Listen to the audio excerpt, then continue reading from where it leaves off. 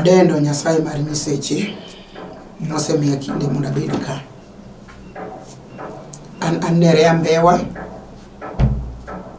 manyara sembo Kanyikela motedo karachuonyo ka uma skul Kandiege.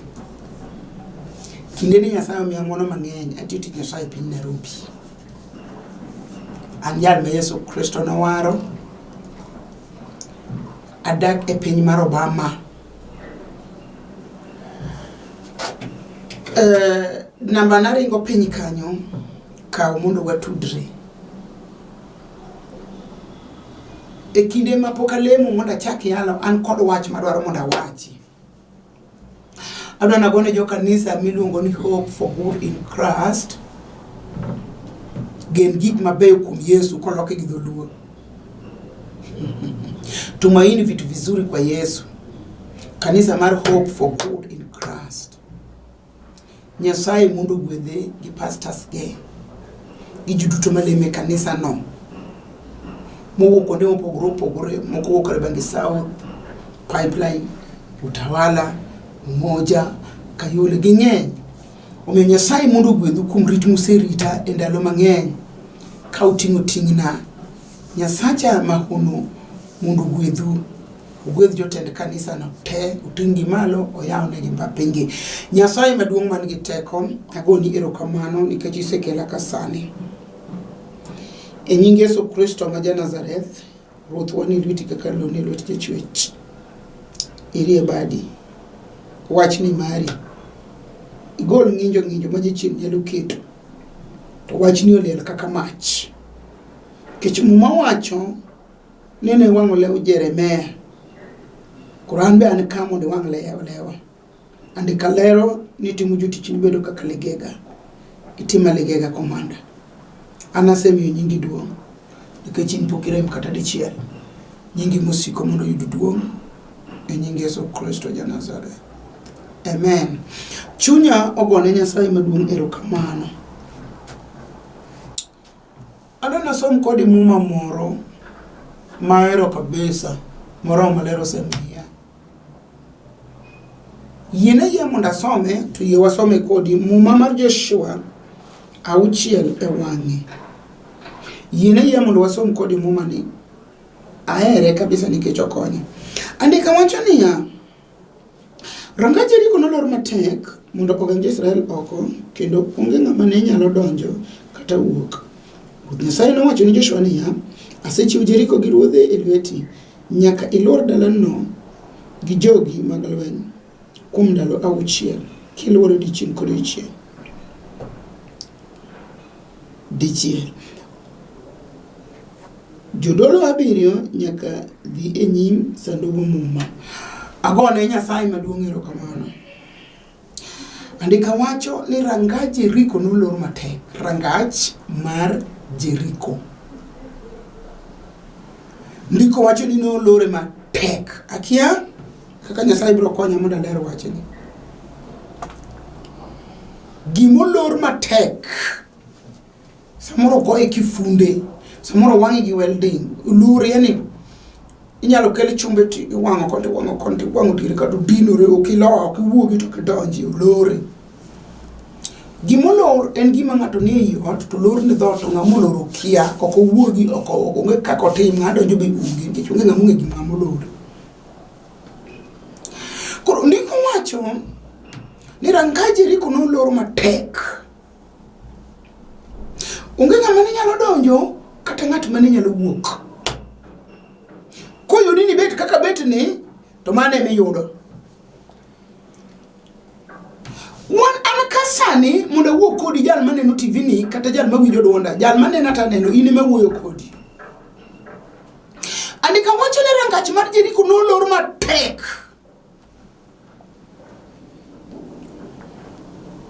Nyaka kami beteno nitie gimolor kuomi.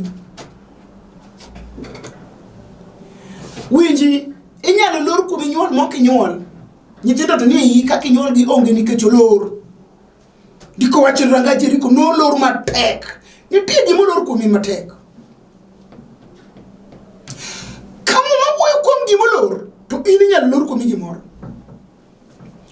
In gi certificate certificate mabeyo kabisa. Tekao jo mufel kamidhi tim interview to anyway nikech ang'o olori matek.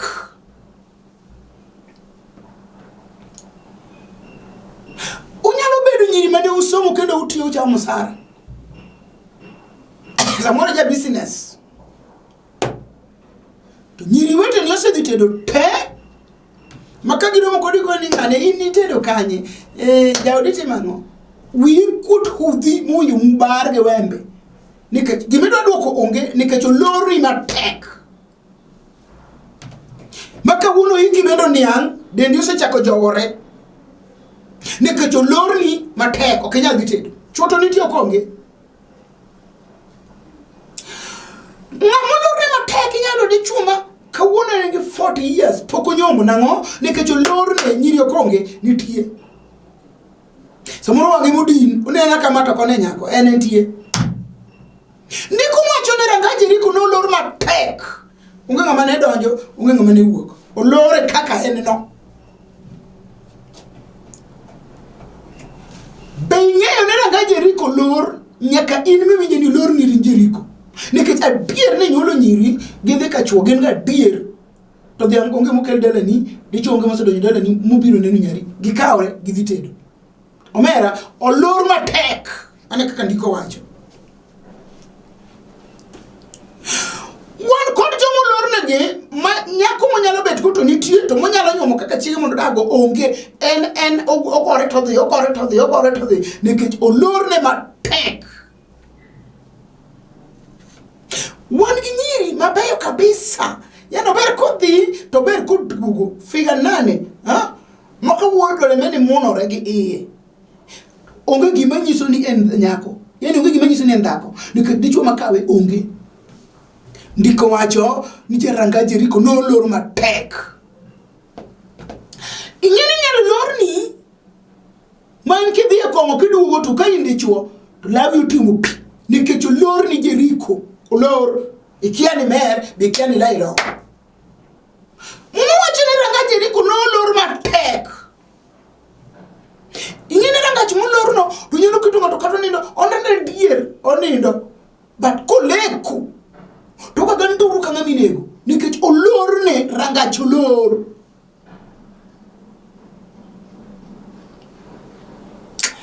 Mwachi ni rangaji riko no lor matek. Unge ng'ama ne nyalo donjo kata wuok rangachi mar Jeriko ulor matek. Ing'eni kanda ka kora wuoyo kama to wan gi joma winjo TV ni adier kendo ginena sani to dwana wachi ni gimomi tuo idhi hospital to pimi to tuo onge ti tuo adier rangachi mar Jeriko no lor matek. Ok ino yud tuo nino ka tuo nino no dhi monyono piny moterne uter ka chuoga molori matek. Ne samoro kada tuo nino no dhi morute ina mondi bedo matuo koro kimanyo to kiyudi nikech ene ipigi mene ipi ok yudi. Nikech olore kuma entipi no. Bende wan gi jomoko sani manene taneno gito winja sani. Man kawuono kodhi hospital tiyude gi typhoid. Kin kodo kipime kendo koro na amiba. Uchako dok ni Brussels. Kochako dok ni en arthritis. Kochako dok ni gi malaria maduong', ok anyalo malaria maduong' to rom nade. Ng'ata chiel ni edo kuome tuoche 20. Odwa thiedho genda ng'ono pasano ne kanye. Nyiso ni ok otuo. Jachien ema wilo gige ka. Sasa mo dhi laboratory tiwilo gika. Tieno lor ni matek. Okinyini ng'ato to kolor ni matek to nyalo kete mondo go modhi ka juoga mocham chieta juoga momo tuo ni mano yath mar buru mondo nang kendi miye kaka dos kone minango gokinyi nango sauchi ati nango tieno kare mana chieta mana juoga dhi opiele pap to tuo motuo ewi mabati ne motimo kal kai to rego rangach kolor matek to gik manyalo timi kia rangach molor matek. Ani kamacho ni rangaji no lor matek ng'ama ne donjo onge to ng'ama wuok bende onge. Ing'eni rangaji kolor osemiyo chuo mang'eny olo nyaka loan ma pesa no lal lwete nikech rangach no lor matek. Gima timo go onge chulo lo mo go dayo, gima timo go onge nango nikech no lor gige ne mulo gi lwete o lor matek. Onge kamo dhi okosongi uchunga chunga kan. Ingene rangach mo lor matek no se miyo mon moko oti ala mar chwako kongo. Mokaro re kongo mo chikore koni kendo chako chikore koni kodong dukne kongo. Apako rabi wuod Nyasaye. Mokone winjo kongo ine jaode. Ine mipuire nyithindo. Ine michiemba machamo. Kadi ubiro kato makne. To mama mi somo, to gima nyiso ni somo onge, nikech kemadho kongo tini ndete dak nikech mano gimolor. To an kako Yesu rabi. Emmanuel Simba Kayuda. Osana jaloyo. Jal mano wala kapinyo kwam. Ma Nyasaye manyo ngama dine respindo duka onge. Nyasaye manyo ko lor matek. Odwaro ngama kel kifungu mondo yawne onge. Ta ka Yesu wuok. Yesu ya ukelo kifungu. Molando hali hatari. Niteko te. Polo kende pinyo semia. Kino sema ajichinde lodge kod kifungu margi. Mutingo kod tangasa. Niteko te osekawo nyaka kifungu elwet Satan. Koro kawuono kada kolorni main kada ki kain miyo ti ineno duong mar mine ti inene dweche adek mok yue mano gimolor. Wuono wan gi Yesu nosema gi kifungu ibiro yawe sani kidwaro mondo yawe. Hini angi pile ni ngi growth to kendi jakidok ino ken resistance growth.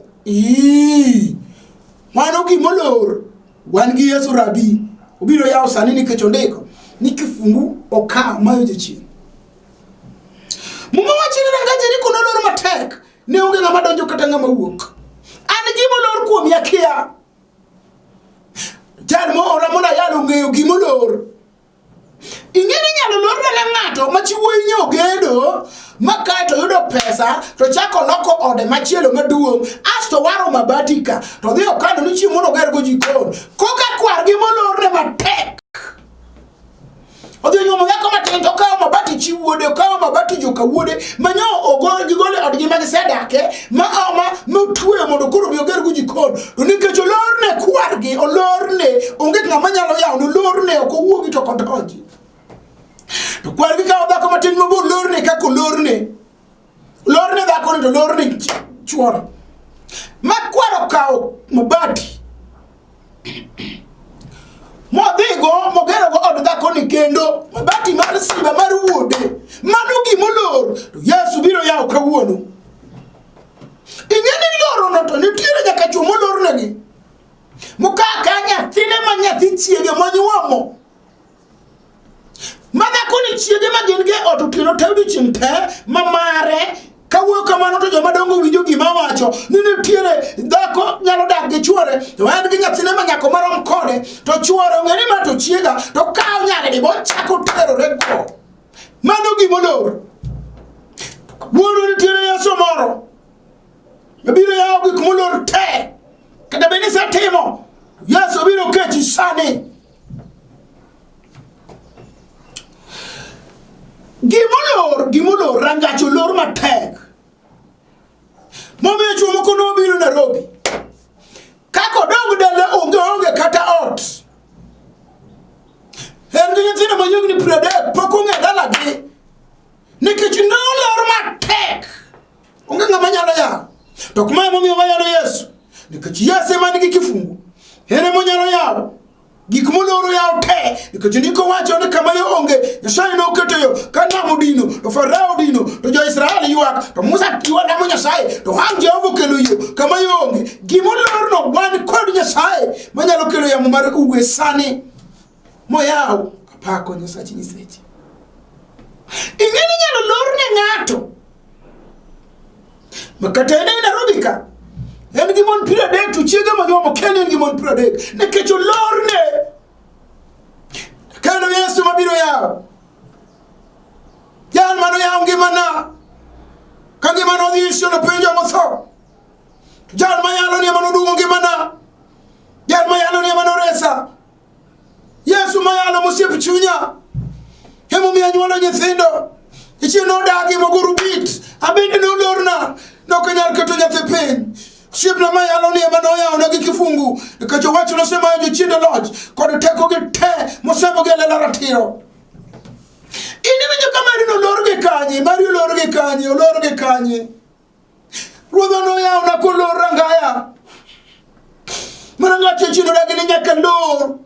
Eni lwen jitumo kudhi. Jal mayalo. Hema no ya una rangach. Mari no lorge kanye. Mari no lorge kanye. Mumi abedo gikwe. Chino bandika nyingi magalagala. Apako Nyasaye maratego. Dosamane Yesu biro kod kifungu. Malamu maruzo woyo koda. Kaje chindo no semba. Kachia ibisembi teru karmodo. Yesu mayalo ni. Jal manogo erubit. Jal manawinjo kawuyo. Jal muketa mabet. Jal mumi anigidalana. Jal musemi yakwe. Kata nyechindo ga sumbi. Jal mayalo ni nigiteko. Nikach enigi kifungu manyalo yao. Kamulor matek. Gimora mulor Yesu biro yao sani. Ndika wachi nranga jiriko nolor matek. Ne onge ngama nyalo donjo kata ngama nyalo wuok. Mama bende no kolori matek. Ma in kimako itoluar, olor ni matek. To Yesu biro yao. Ndugu bende no kolori matek. Hini kija ututu kimanyisu ni ndi chua onge. Teko ni norumo no biro patento cha korumo. Mano lor ni matek. Wan kodi Yesu biro yawe sani. Ndiki nirangajiri kuno lor matek. Apako wudi Nyasaye. Ukangani ya makoto lor negi mateka bier. Makana kane nala neto checha kudhiyo dhodo ngatu. Nikicho lor ne. Olore miwe nikidala modake na okumare. Eni gwengi jo moko ngewelo. Kuri pimo ne. Kachimo mi pimi hotel. Manu gimo lor. Tayalo jal mabiro yao sani. Siep na wuri meri chingia mondo. Uchero lotho. Simba kayuda. Ubiro ya sani. Gimora mora majechino loru kumi. Wan kinchi mano chako business gi million achiel. Kawuono business ne odok back to 90,000 shillings. Kurumai gina kilo muna wach nini ya kuma million achiel odhieno. Ibiro ya sani. Kudichine moka wite biro ya uge kawuono. Mani ki jomo ko molor negi eno nganda modak godi ke cholor ne wona biro kelo Yesu dum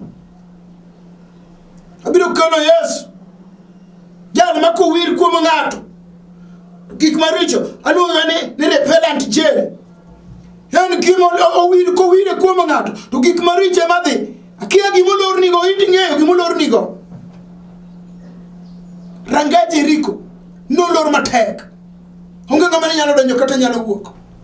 Ino gine kolor ni nyingi gari chake oso. Nikech olor ni matek. Donge nyingi ya plot megero. Plot e oso kumitere pesa ikia. Nikech olor ni matek. Gigi godhi. Gibiro ringo kakalausi. Bir Yesu ja Nazareth. Bir Yesu majares. Bir Yesu majakech. Bir Yesu majagony. Bir Yesu majachang. Bir Yesu makelo gik ma onge pere. Ene moya orangach. Mulor. Ini bende pay money par. Nikech olor ni matek. Ma intich ma keyodi tiri embika pokochuli. Iyo tich ma hiri embika pokochuli. Iyo nyiso no lor ni matek. Wan kodi Yesu Kristo. Wodi Jehova. Hengi kifungo nando. Nye msalaba. No ma jelo ko teko gite. Saoro mo biro magi teko gi kawuono ok kin sani biro magi chiende ko teko gi te ok cha gi chuyi nyimi kendo. Ingeni jomo kolore gi manyaka won gi manotho e musiko le ko pile ka pile. Men gi manyotho e mabiro go kode mbaka. Moko lawe nyaka gibeti. Nikech olor ne ndiko wacho ni jiriko no lor matek. Ne onge ngama nyalo donjo kata nyalo wuok. Ango molor ni to wan gi Yesu biro yawe san. Ango molor ni. Olor ni ango wan gi chuo moko mano nyombo machumo de kawe. Maka wuono gi keku magege kuma gidhiye. Nikech olor ne dhako cha moro kia dhako be nitie ma nowe chuore war kod mon moko ma chuogi moringo we nikech olorne kaneno to nene katakataka ok ng'ene man gi jomoko ma jachieno wiro chiethe wang'gi en kamoro moro modake onge ng'ama dware nikech jachieno rwako taka kuome otaw nikech jachieno keto gigo kuome kawuono ndiko wacho ni danga Jeriko nolor matek to Nyasaye oseketo Jeriko e lwet Joshua adwani winje chunyi kada ka Jeriko lor maonge ng'ado nyonge ng'ama wuok nyithindo pangore ni to kuwuogi ticho pangore mbele ni to kiyudi klas rieko ni kumi to kinyalo somo mikal page ofise ni nono temi nyalo yude titonge nikech olor Nyasaye konyange dhako moro musetieko higa 30 kapok onyuol wan gi Nyasaye ma saa ok chande ndalo ok chande hiki be ok chande Nyasaye nyalo timo sani nikech notimo ne Ibrahim gi Sara ka ndalo norumo mandalo be orumo ne madwani ruoth otimna ne go hono mondo bi otim neno wano dwaro gik matinde sani ka ng'ato chung time neno to wacho gik madongo gik moko mathindo gi saburi mag yuechgi to wadwaro gik madongo ma Nyasaye timo Nyasaye okelo dhako moro mosetieko higni 25 kapok omako ich ne adwaro dichuo moro ma jahiga 50 to onge kod mwelekeo Nyasaye odwaro timo ni sani ayude kijana moro makumo aigi kumo dhi okia wuoyo makende mochwade lwete ng'ama gwaro to onge nikech olorne kata oneno wuotho kama wuothono to olorne mon gi Emanueli ndiko wacho ni danga Jeriko nolor matek mondo geng' Israel oko kendo onge ng'ama ne nyalo donjo kata wuok Nyasaye nowacho ne Joshua niya asechiwo Jeriko gi ruodhe e lweti ane kama naland hali ya hatari ni Jeriko gimolorni no akeno lore gi kiful mar iluonga nang'o kiful mono timo tuong' ma midi kia midi ene kiful motegno mogik okang'eni mari no lor gang'o kuda mari no wange welding akia awacho ni kuda mari no lor ko kunye ilo kuda no kata dhiang' monindo ataro kitundu kama kilorogo mari akia jomoko nolor magi mana gi rombe mano yanka neno moko nolor gi diek mano yang piende gi to weka wuotho ka dwang' go kuom gi bo kuma chomo kende ka diende cha bene ne kuma no chom gi pien koliero kuome ka dwang' go kuome bo no tame koro in me kawuono kati wuotho to lori kuma chom onge luongo Yesu Mesenga luongo Yesu Rabi luongo Komanda gibet chunje mag dhier maji kawuono ne gisola tin podi muono Kiroboi kod kuon chunje go te ibiro wuoni ke nying Yesu ja Nazareth ondiki ni Nyasaye wacho ne Joshua asekawo Jeriko gi ruodhe gi jodonge miya kete lweti koro muomra ga Jeriko abende gimolori no teko Nyasaye biro muome nying Yesu Kristo dwa muome sani adoni winj ka gima gino wuok winj ka gima gini ketho winj ka gima gini tieko neke Jeriko kolor to Jehova man gi kifungu Nyasaye kelo kisani winj ka gima dwaro ni kifungu mondo yago kamolor yago nyithinde yago tich yago udi yago plode yago mtokni ne ondiki ni Nyasaye wacho nosechiwe lweti ondiki muma mar Isaya ni anamiera ya maro Daudi gimo ya onge ng'ama nolor gimo loro onge ng'ama noyawo nyiso ni kifungu ni lweti sisiepuo wuod Nyasaye Yesu manya kwar Daudi ondiki ni anamiera kifungu mar anamiera kifungu mar Daudi tiende ni Yesu en nyakwar Daudi to en gi kifungu te ndiko wacho ni gimoloro onge ng'ama noyawo gimo yawo onge ng'ama nolor adwani nyiso mari moloro ne mabiro tamo Yesu yawono to era nyakwar Daudi mondike Isaya ni anamiera yawo mar od Daudi gimoloro onge ng'ama noyawo gimo yawo onge ng'ama nolor Yesu ikore sani mondo yaw gi kifungu maduong nikech ne ma Nyasaye okoro nosemiera nga kifungu mar nga osemiera yaw mar Daudi. Apendi na ngomo moko kuomi en wach mane makadwe rumo do landlord biro nikech pesa onge nikech olor. Yes, e won kifungu won fedha gi dhahabu ubiro yuko piny gi nam gi gode gi mwandu me igi. Benitie jal ma winje chunye no olorne nikech gik molorni tibi ing'eyo kaka olor gi ing'eyo. Mon gi mon modak e chuo ka jo modak gi lepsi nikech dak gi iywayo ka bi wilbar. Ok gidak gi kwe nyithindo to dongo mano gimolor. To Yesu sebiro mondo yawni kawuono sana do yawe kel marino mondo kawe Yesu ka jawar. Nikech ka Yesu loso kada kuomi to in gi gik mabeyo te nikech ondiki ni kawan kuom Yesu Kristo wan kod gik moko duto te nyaka mago ma piny ni kia. Be iwinjo kidwaro Yesu simba idwaro jaler wuod Nyasaye en ka mondo yaw gik molor walemo kodi. Amiyo nyingi duong' wuod Nyasaye achiel kende, jal mano wala ka piny okwam, jal mano wala ka ok nyalore, jal olorne matek. Tiselando ni ikifungu rayaw mar Daudi in go undiki ni sechiwo ruodhi mar rangach molor kawuono wan kodgi kuom nying Yesu Kristo duto te nyalore. Inyal ne jal momako TV no, inyal ne jal momako kore mapong'o no, inyal ne jal mayako romo no, itimne maber komanda. Erokamano ruoth, igwedhna jayalo mag station ni Samboy, Ayubo Uko, Abol, Maroche, Aumedo, gima moko mokanyalo kwano dadi. Iye na mondo igwedhgi. Igwedh joma tiyo studio ni, igwedh nyaka sama wuon studio. Nyasaye tim onni madongo. Igwedh na kanisa mar Hope miluongo ni Hope for Good in Christ. Moserito ngimana maseneno ono kuomgi. Nyasaye mondo igwedhgi. Igwedh nyaka maguk mabadogo. Igwedhgi te kod jotendgi. Ji duto man gi chandruok e iye kanyo mosekelo ywakgi. Mon madwaro nyithinde mi, madwaro chwoye mi, madwaro nyombe mi, Nyasaye madwaro tich mi, madwaro promotion mi, e kanisa mar Hope for Good in Christ. Nyasaye timnegi maber. Nyingi mondo iduong'.